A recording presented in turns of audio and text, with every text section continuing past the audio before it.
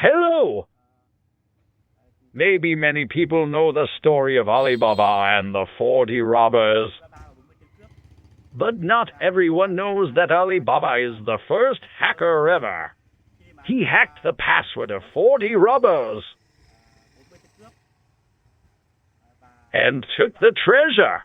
I mention this because later on I will show you a similar story with that concept. Next to me, this is a new car, just released a few months ago.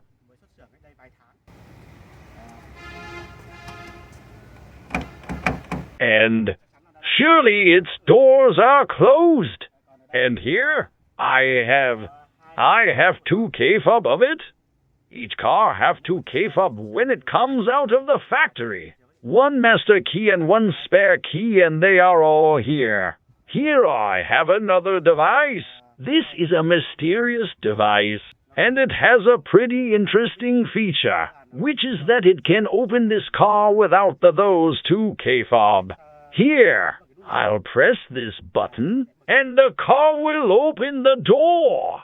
See, the lights were on, and I'm sure this car was opened.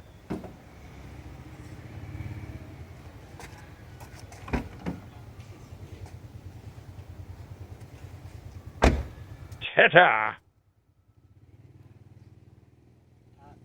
Okay, and I also guarantee that these are its 2 keys.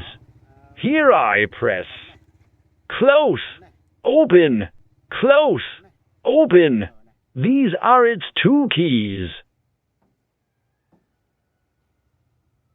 Let me tell more about this device. It exploits a security flaw in rolling code. Jumping code rolling code is a code widely used for rolling doors and cars. In the past, this rolling code invention was sold to Microchip for $10 million. This security flaw is not new. It has been pointed out for a long time. This device here, in my estimation, costs about $5, excluding the battery. Okay, and we will talk more about this problem in the later sections.